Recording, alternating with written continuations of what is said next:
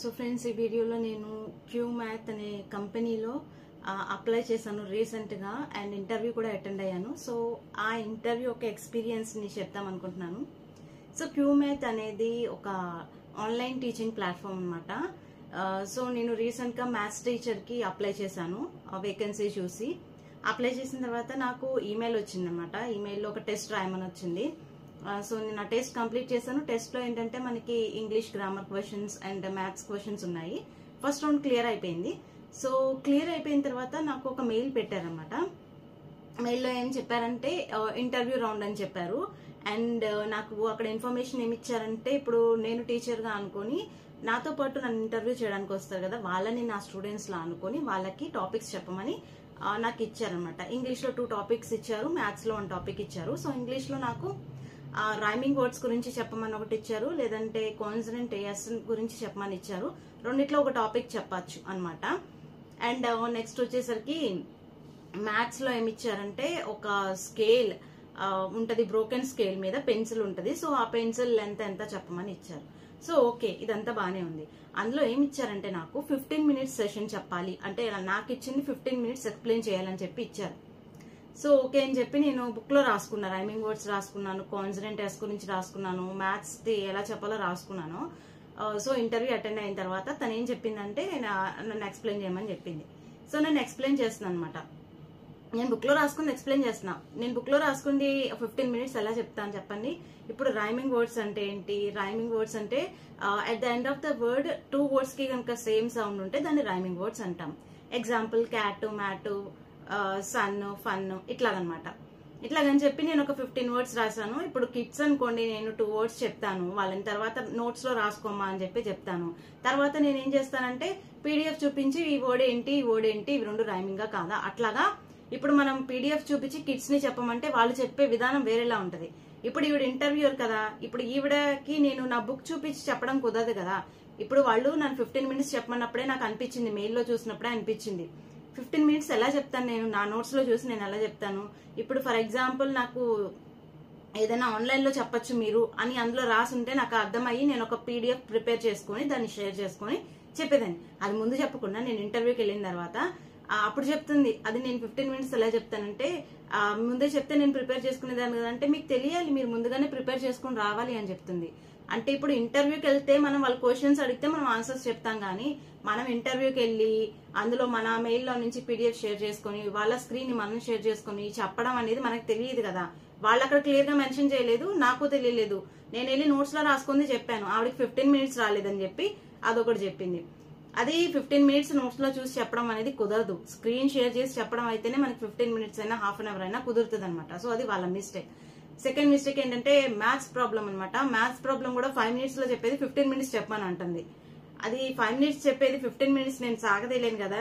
సరే సాగదిద్దామని నేనేదో చెప్తుంటే ఆవిడ ఇది అన్ని ఎందుకు చెప్తున్నావు అని అడుగుతుంది. మరి 15 మినిట్స్ 5 మినిట్స్ 15 మినిట్స్ చెప్పమంటే బ్రోకెన్ స్కేల్ ఎన్ని సెంటీమీటర్స్ ఉంది, దాన్ని హాఫ్ చేస్తే ఎంత వస్తుంది, అట్లా నేను కవర్ చేస్తున్నా 15 మినిట్స్ చెప్దామని. ఆవిడ ఇవన్నీ ఎందుకు చెప్తుంది అంటుంది. 5 మినిట్స్ మ్యాటర్ని 15 మినిట్స్ లో మనం చెప్పలేం కదా. అదొక క్వశ్చన్ అనమాట. సో ఇలాగా ఇంటర్వ్యూ జరిగిందనమాట. ప్లస్ ఏంటంటే నేను స్టార్టింగ్ లో ఇంట్రడ్యూస్ యువర్ సెల్ఫ్ అన్నప్పుడు నేను ఏం చెప్పానంటే నా గురించి. సో నా గ్రాడ్యుయేషన్ అయిపోయింది, బీటెక్ అయిపోయింది, తర్వాత నేను గవర్నమెంట్ ఎగ్జామ్స్ రాసాను, తర్వాత టెలికాలింగ్ లో 1 ఇయర్ చేశాను. తర్వాత నేను ప్లాన్స్ పార్క్ లో ఆన్లైన్ టీచర్ గా చేశాను, ప్రెసెంట్ కూడా చేస్తున్నాను అన్న. అంతే, నేను ఇప్పుడు ప్రెసెంట్ ఆన్లైన్ టీచర్ గా చేస్తున్నాను అనేసరికి తన ఫేస్ ఎక్స్ప్రెషన్స్ మారిపోయినాయి అనమాట. అప్పుడు అడిగింది, అందులో చేస్తున్నావు కదా మళ్ళీ ఇందులో ఎందుకు అప్లై చేసావు అని అడిగింది. అందులో నేను జస్ట్ డైలీ 2 అవర్స్ మించి చేయను, సో మిగతా టైం ఖాళీగా ఉంటా కాబట్టి ఇందులో కూడా చేద్దామని చెప్పి అప్లై చేశానని చెప్పా. సో తనకి అక్కడ నచ్చలేదు అనమాట. ఆల్రెడీ వేరే ఆన్లైన్ ప్లాట్ఫామ్ లో ఆన్లైన్ టీచర్ గా చేస్తూ ఇందులో అప్లై చేయడం ఫస్ట్ పాయింట్, తనకి అది నచ్చలేదు. అండ్ ఏం చెప్పిందంటే ఈ కంపెనీలో అంట టీచర్స్ తక్కువ మాట్లాడాలంట, స్టూడెంట్స్ ఎక్కువ మాట్లాడాలంట. ఇప్పుడు 1 అవర్ క్లాస్ మనం చెప్తాం కదా, 1 అవర్ క్లాస్ లో హాఫ్ అన్ అవర్ కంటే ఎక్కువ స్టూడెంట్ మాట్లాడాలంట, లెస్ టైం మనం మాట్లాడాలంట. ఎక్కడైనా సరే టీచర్ ఎక్కువ మాట్లాడతారు, స్టూడెంట్స్ తక్కువ మాట్లాడతారు కదా.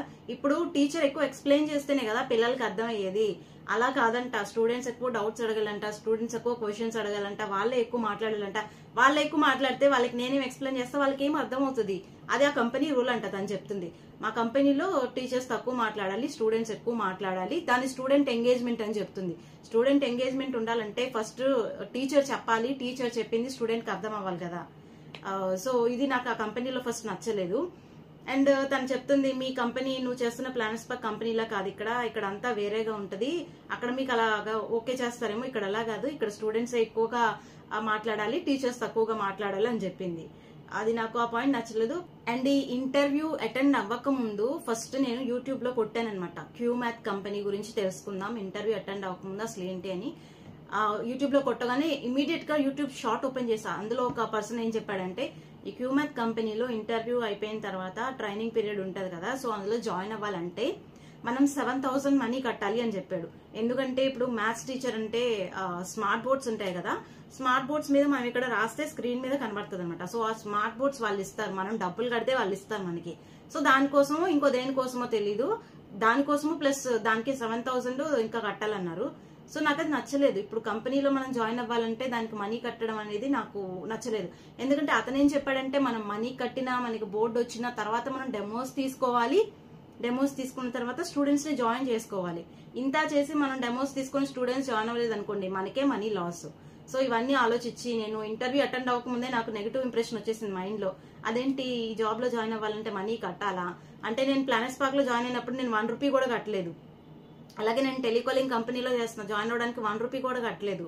సో మనం మనీ కట్టకుండా జాయిన్ అయిన కంపెనీస్ ని మనం ట్రస్ట్ చేయొచ్చు, కానీ మనీ కట్టి తర్వాత స్టూడెంట్స్ జాయిన్ అవుతారో లేదో కూడా తెలియకుండా అలాంటి కంపెనీస్ లో అయితే మనం జాయిన్ అవ్వకపోవడమే బెటర్ అని నాకు ముందే అనిపించింది. అండ్ తర్వాత ఇంటర్వ్యూ అటెండ్ అయిన తర్వాత ఇంత వరస్ట్ ఇంటర్వ్యూ నేను ఎప్పుడూ అటెండ్ అవ్వలేదని కూడా నాకు అనిపించింది.